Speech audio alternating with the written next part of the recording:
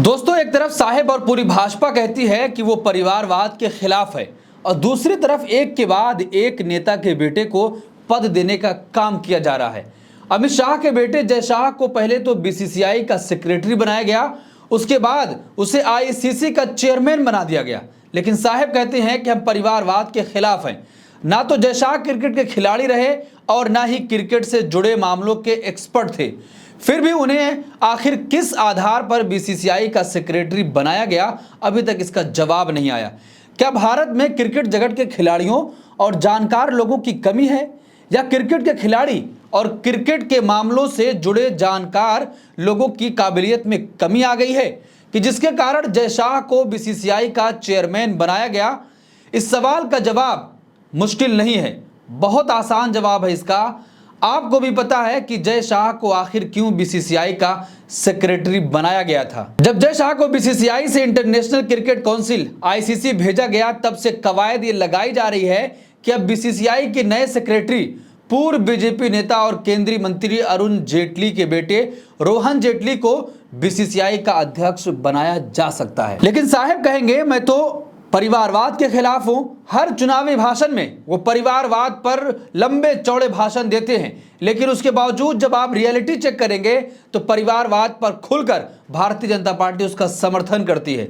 चाहे वो टिकटों का मामला हो चुनाव में, या फिर अपने नेताओं के बेटों को कहीं सेट करना हो, किसी पद पर रखना हो, या फिर बीसीसीआई या आईसीसी का चेयरमैन बनाना हो, तब वहां पर भारतीय जनता पार्टी के नेता सामने मिलेंगे आपको।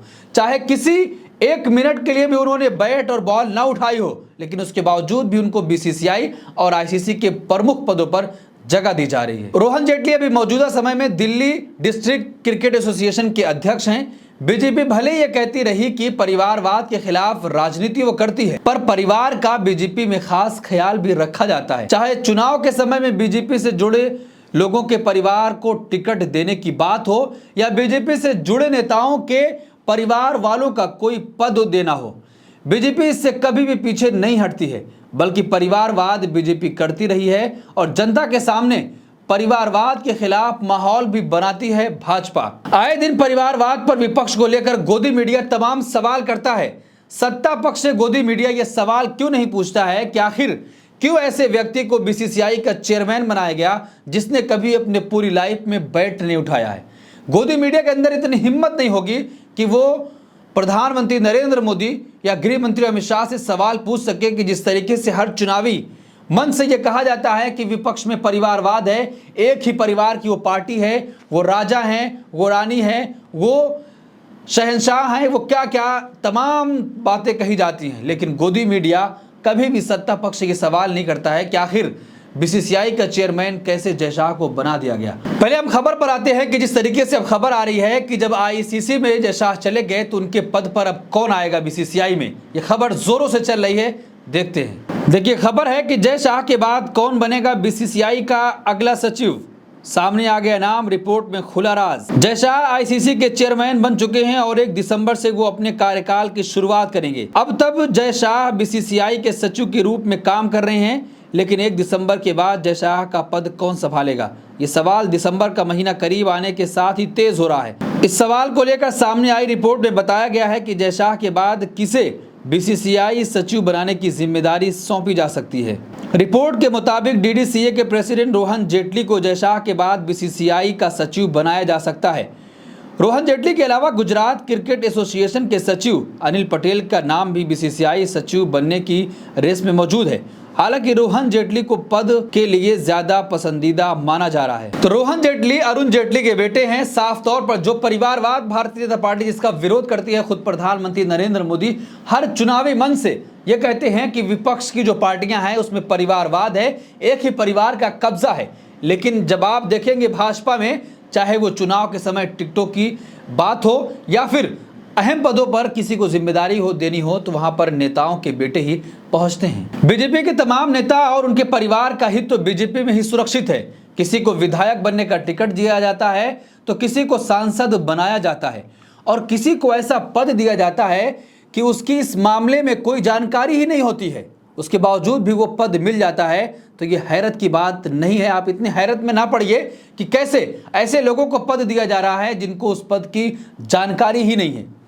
पहलवानों के प्रोटेस्ट के दौरान जिस प्रकार के गंभीर आरोप भाजपा सांसद और उस समय के भारतीय कुश्ती महासंघ WFI के अध्यक्ष बृजभूषण शरण सिंह पर लगे थे, उनको ना तो उनके पद से हटाया गया था और ना ही उनके ऊपर कोई कार्रवाई सरकार की ओर से की गई थी।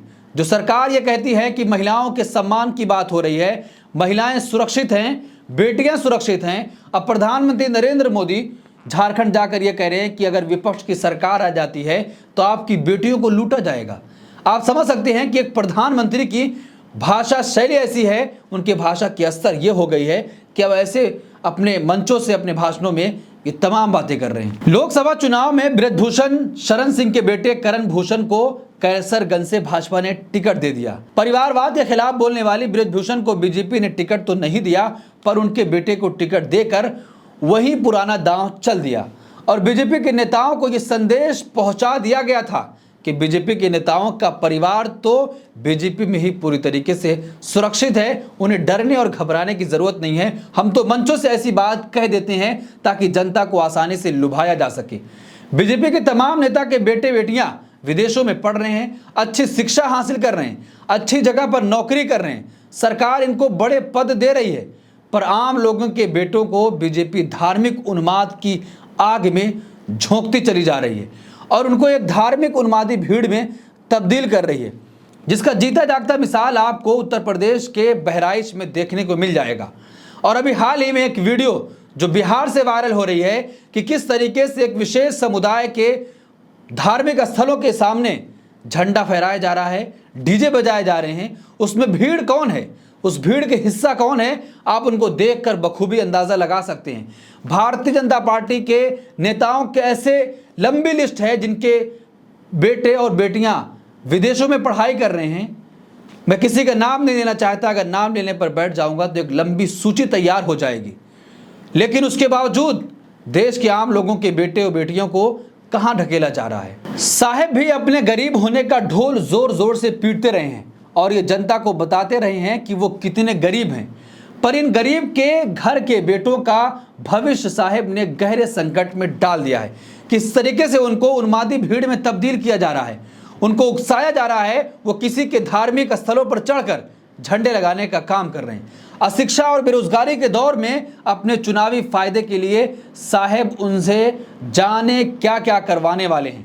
गरीब के बेटे को ना तो अच्छी शिक्षा मिलती है और ना ही कोई रोजगार की उनके लिए गारंटी है, क्योंकि जिस तरीके से बेरोजगारी का संकट है, युवा हताश और परेशान है। वो ऐसे समय में अपने आप को एक ऐसी चीज में झोंक दे रहा है जहां वो कभी नहीं जाना चाहता है। पर भाजपा अपने नेताओं के परिवार का खास ख्याल रख रही है, उनको सांसद और विधायक तक बनाया जा रहा है।